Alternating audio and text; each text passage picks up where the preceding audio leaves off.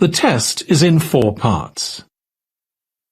At the end of the test, you will be given 10 minutes to transfer your answers to the answer sheet. Now turn to Part 1.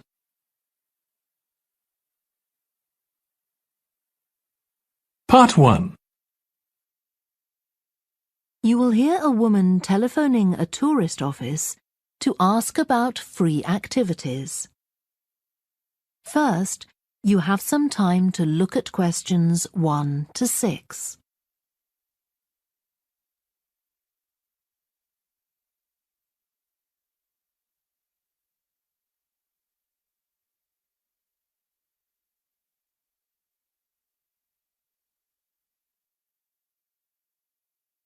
Listen carefully and answer questions 1 to 6. Good morning, this is Burnham Tourist Office, Martin speaking. Oh, hello. I saw a poster about free things to do in the area, and it said people should phone you for information. I'm coming to Burnham with my husband and 2 children for a few days on June the 27th, or possibly the 28th, and I'd like some ideas for things to do on the 29th. Yes, of course. OK. Then let's start with a couple of events especially for children. The art gallery is holding an event called Family Welcome that day, when there are activities and trails to use throughout the gallery. That sounds interesting. What time does it start? The gallery opens at 10 and the Family Welcome event runs from 10:30 until 2 o'clock. The gallery stays open until 5, and several times during the day they're going to show a short film that the gallery has produced. It demonstrates how ceramics are made, and there'll be equipment and materials for children to have a go themselves. Last time they ran the event, there was a film about painting, which went down very well with the children, and they're now working on one about sculpture. I like the sound of that. And what other events happen in Burnham? Well, do you all enjoy listening to music? Oh, yes. Well, there are several free concerts taking place at different times, 1 or 2 in the morning, the majority at lunchtime and a couple in the evening, and they range from pop music to Latin American. The Latin American could be fun. What time is that? It's being repeated several times in different places. They're performing in the Central Library at 1 o'clock, then at 4 it's in the City Museum, and in the evening at 7:30 there's a longer concert in the theatre. Right. I'll suggest that to the rest of the family. Something else you might be interested in is the boat race along the river. Oh, yes. Do tell me about that. The race starts at Offord Marina to the north of Burnham and goes as far... And who's taking part? Well, local boat clubs, but the standard is very high. One of them came first in the West of England Regional Championship in May this year. It was the first time a team from Burnham has won. It means that next year they'll be representing the region in the National Championship. Before you hear the rest of the conversation, you have some time to look at questions 7 to 10.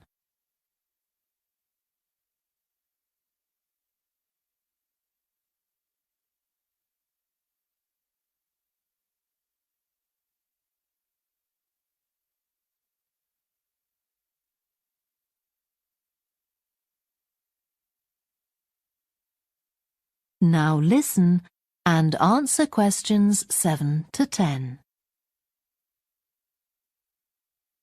Now, I've heard something about Paxton Nature Reserve. It's a good place for spotting unusual birds, isn't it? That's right, throughout the year. There is a lake there as well as a river, and they provide a very attractive habitat. So it's a good idea to bring binoculars if you have them. And just at the moment you can see various flowers that are pretty unusual. The soil at Paxton isn't very common. They're looking good right now. Right. My husband will be particularly interested in that. And there's going to be a talk and slideshow about mushrooms, and you'll be able to go out and pick some afterwards and study the different varieties. Uh-huh. And is it possible for children to swim in the river? Yes, part of it has been fenced off to make it safe for children to swim in. It's very shallow and there's a lifeguard on duty whenever it's open. The lake is too deep, so swimming isn't allowed there.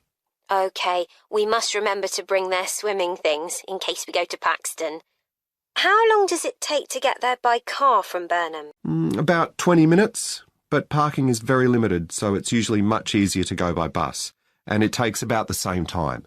Right. Well, I'll discuss the options with the rest of the family. Thanks very much for all your help. You're welcome. Goodbye. Bye.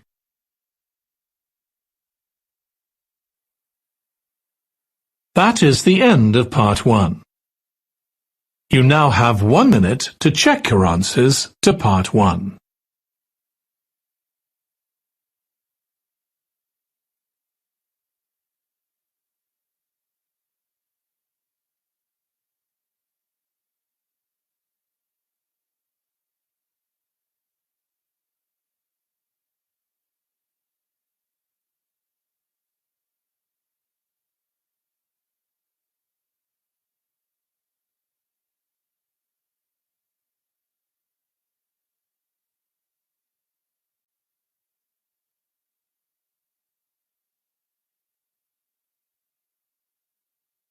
Part 2.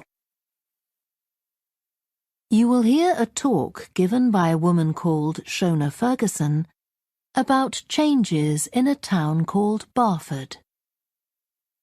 First, you have some time to look at questions 11 to 15.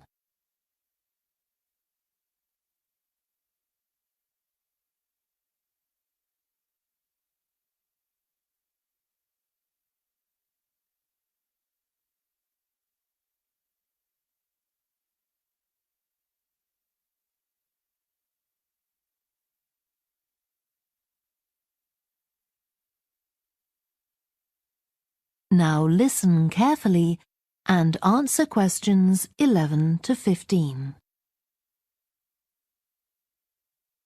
First town. Our first speaker is Shona Ferguson from Barford Town Council. Shona. Thank you. First, I'll briefly give you some background information. Then I'll be asking you for your comments on developments in the town. Well, as you don't need me to tell you, Barford has changed a great deal in the last 50 years. These are some of the main changes. 50 years ago, buses linked virtually every part of the town and the neighbouring towns and villages. Most people used them frequently, but not now, because the bus companies concentrate on just the routes that attract most passengers. So parts of the town are no longer served by buses. Even replacing old, uncomfortable buses with smart new ones has had little impact on passenger numbers. It's sometimes said that bus fares are too high, but in relation to average incomes, fares are not much higher than they were 50 years ago. Changes in the road network are affecting the town. The centre was recently closed to traffic on a trial basis, making it much safer for pedestrians. The impact of this is being measured. The new cycle paths separating bikes from cars in most main roads are being used far more than was expected, reducing traffic and improving air quality. And although the council's attempts to have a bypass constructed have failed, we haven't given up hope of persuading the government to change its mind. Shopping in the town centre has changed over the years. Many of us can remember when the town was crowded with people going shopping. Numbers have been falling for several years, despite efforts to attract shoppers, for instance by opening new car parks. Some people combine shopping with visits to the town's restaurants and cafes. Most shops are small, independent stores, which is good, but many people prefer to use supermarkets and department stores in nearby large towns, as there are so few well-known chain stores here. Turning now to medical facilities. The town is served by family doctors in several medical practices, fewer than 50 years ago, but each catering for far more patients. Our hospital closed 15 years ago, which means journeys to other towns are unavoidable. On the other hand, there are more dentists than there used to be. Employment patterns have changed along with almost everything else. The number of schools and colleges has increased, making that the main employment sector. Services such as website design and accountancy have grown in importance, and surprisingly perhaps, manufacturing hasn't seen the decline that has affected it in other parts of the country. Before you hear the rest of the talk, you have some time to look at questions 16 to 20.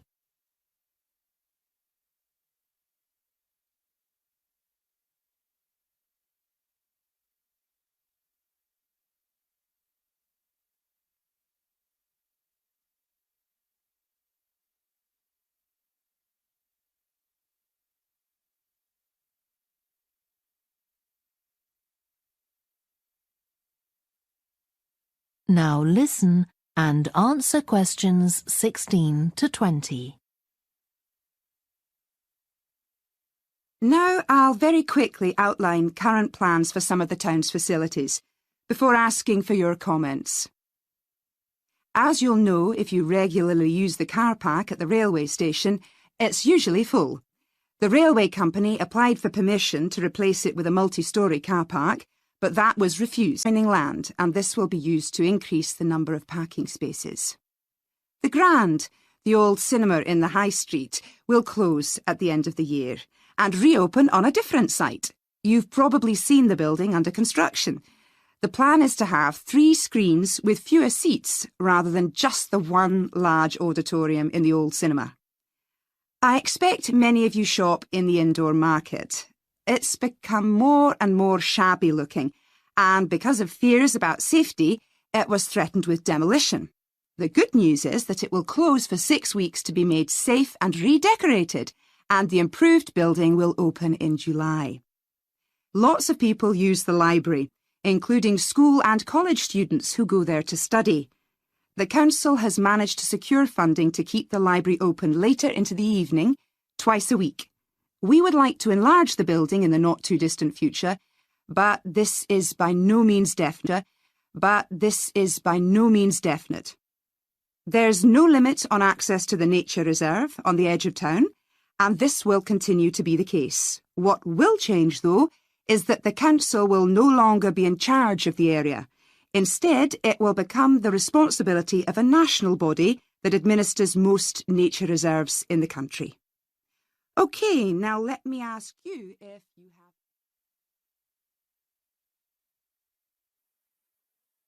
That is the end of part 2.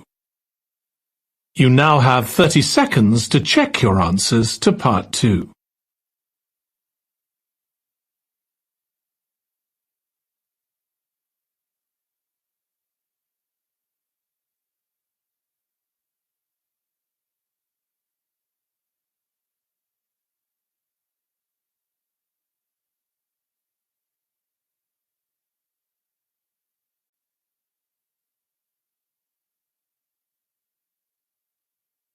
Part 3. You will hear 2 students called Helen and Jeremy, who are studying creative writing, discussing a project for their course which involves writing and illustrating stories for children.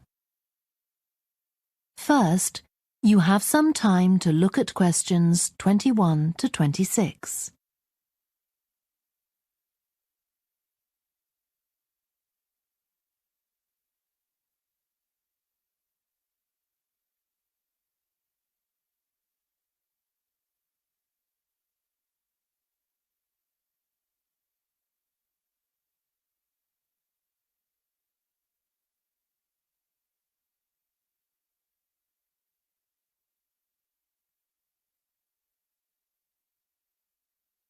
Now listen carefully and answer questions 21 to 26. Hello, Helen. Sorry I'm late. Hi, Jeremy, no problem. Well, we'd better work out where we are on our project, I suppose. Yeah, I've looked at the drawings you've done for my story, The Forest, and I think they're brilliant. They really create the atmosphere I had in mind when I was writing it. Oh, I'm glad you like them. There are just a few suggestions I'd like to make. Go ahead. Now, I'm not sure about the drawing of the cave. It's got trees all around it, which is great, but the drawing's a bit too static, isn't it? I think it needs some action. Yes, there's nothing happening. Perhaps I should add the boy, Malcolm, isn't it? He would be walking up to it. Yes, let's have Malcolm in the drawing. And what about putting in a tiger? The one that he makes friends with a bit later. Maybe it could be sitting under a tree, washing itself. And the tiger stops in the middle of what it's doing when it sees Malcolm walking past. That's a good idea. OK, I'll have a go at that. Then there's the drawing of the crowd of men and women dancing. They're just outside the forest, and there's a lot going on. That's right. You wanted them to be watching a carnival procession, but I thought it would be too crowded. Do you think it works like this? Yes, I like what you've done. The only thing is, could you add Malcolm to it without changing what's already there? What about having him sitting on the tree trunk on the right of the picture? Yes, that would be fine. And do you want him watching the other people? No, he's been left out of all the fun, so I'd like him to be crying. That'll contrast nicely with the next picture, where he's laughing at the clowns in the carnival. Right, I'll do that. And then the drawing of the people ice skating in the forest. I wasn't too happy with that one. Because they're supposed to be skating on grass, aren't they? That's right, and it's frozen over. At the moment, it doesn't look quite right. I see what you mean. I'll have another go at that. And I like the wool hats they're wearing. Maybe you could give each of them a scarf as well? Yeah, that's easy enough. They can be streaming out behind the people to suggest they're skating really fast. Great. Well, that's all on the drawings. Right. So you finish writing your story, and I just need to finish illustrating it, and my story and your drawings are done. Before you hear the rest of the discussion, you have some time to look at questions 27 to 30.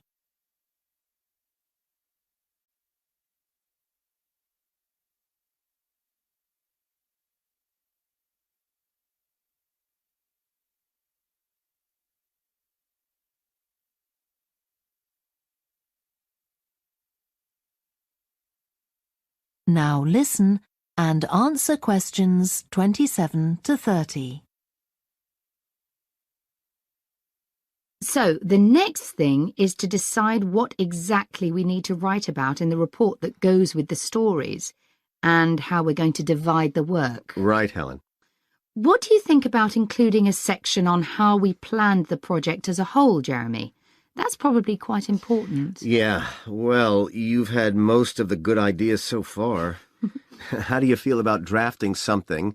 Then we can go through it together and discuss it. OK, that seems reasonable. And I could include something on how we came up with the ideas for our two stories, couldn't I? Well, I've started writing something about that, so why don't you do the same and we can include the two things? Right. So what about our interpretation of the stories? Do we need to write about what we think they show, like the value of helping other people or that sort of thing? That's going to come up later, isn't it? I think everyone in the class is going to read each other's stories and come up with their own interpretations, which we're going to discuss. Oh, I missed that. So it isn't going to be part of the report at all? No. But we need to write about the illustrations because they're an essential element of children's experience of reading the stories. It's probably easiest for you to write that section, as you know more about drawing than I do. Maybe, but I find it quite hard to write about. I'd be happier if you did it. Okay. So when do you think we can get this ready? That is the end of part 3. You now have 30 seconds to check your answers to part 3.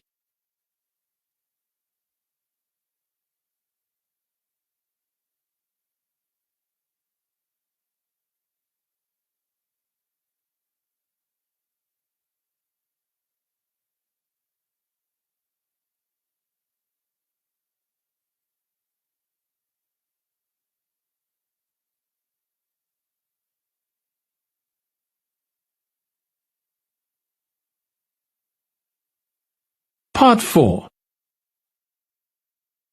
You will hear part of a lecture to business students about the use of one particular type of research known as ethnography. First, You have some time to look at questions 31 to 40. Questions 31 to 40.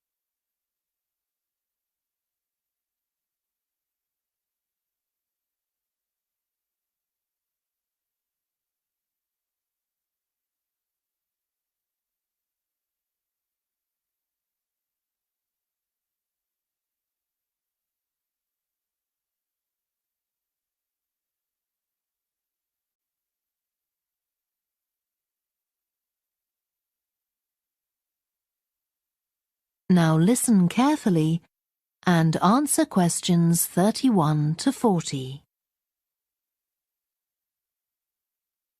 So, what I'm going to talk about to you today is something called ethnography. This is a type of research aimed at exploring the way human cultures work. It was first developed for use in anthropology, and it's also been used in sociology and communication studies. So, what's it got to do with business, you may ask? Well, businesses are finding that ethnography can offer them deeper insight into the possible needs of customers, either present or future, as well as providing valuable information about their attitudes towards existing products. And ethnography can also help companies to design new products. Let's look at some examples of how ethnographic research works in business. One team of researchers did a project for a company manufacturing kitchen equipment. They watched how cooks used measuring cups to measure out things like sugar and flour. They saw that the cooks had to check and recheck the contents because although the measuring cups had numbers inside them, the cooks couldn't see these easily. So a new design of cup was developed to overcome this problem, and it was a top seller. Another team of ethnographic researchers looked at how cell phones were used in Uganda, in Africa. They found that people who didn't have their own phones could pay to use the phones of local entrepreneurs. Because these customers paid in advance for their calls, they were eager to know how much time they'd spent on the call so far. So the phone company designed phones for use globally with this added feature. Ethnographic research has also been carried out in computer companies. In one company, IT systems administrators were observed for several weeks. It was found that a large amount of their work involved communicating with colleagues in order to solve problems, but that they didn't have a standard way of exchanging information from spreadsheets and so on. So, the team came up with an idea for software that would help them to do this. In another piece of research, a team observed and talked to nurses working in hospitals. This led to the recognition that the nurses needed to access the computer records of their patients no matter where they were. This led to the development of a portable computer tablet that allowed the nurses to check records in locations throughout the hospital. Occasionally, research can be done even in environments where the researchers can't be present. For example, in one project done for an airline, respondents used their smartphones to record information during airline trips, in a study aiming at tracking the emotions of passengers during a flight.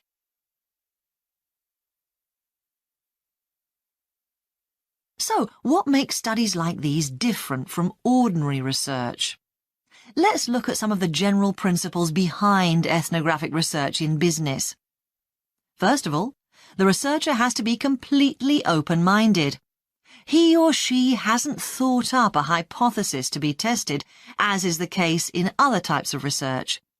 Instead, they wait for the participants in the research to inform them. As far as choosing the participants themselves is concerned, that's not really all that different from ordinary research. The criteria according to which the participants are chosen may be something as simple as the age bracket they fall into, or the researchers may select them according to their income, or they might try to find a set of people who all use a particular product, for example. But it's absolutely crucial to recruit the right people as participants. As well as the criteria I've mentioned, they have to be comfortable talking about themselves and being watched as they go about their activities. Actually, most researchers say that people open up pretty easily, maybe because they're often in their own home or workplace. So, what makes this type of research special is that it's not just a matter of sending a questionnaire to the participants. Instead, the research is usually based on first-hand observation of what they are doing at the time. The researcher never talks to the participants. However, unlike in traditional research, in this case, it's the participant rather than the researchers who decides what direction the interview will follow. This means that there's less likelihood of the researcher imposing his or her own ideas on the participant. But after they've said goodbye to their participants and got back to their office, the researcher's work isn't finished. Most researchers estimate that 70 to 80% of their time is spent not on the collecting of data, but on its analysis, looking at photos, listening to recordings and transcribing them, and so on. The researchers may end up with hundreds of pages of notes. And to determine what's significant, they don't focus on the sensational things or the unusual things. Instead, they try to identify a pattern of some sort in all this data behind it. This can result in some compelling insights that can, in turn, feed back to the whole design process. That is the end of part 4. You now have one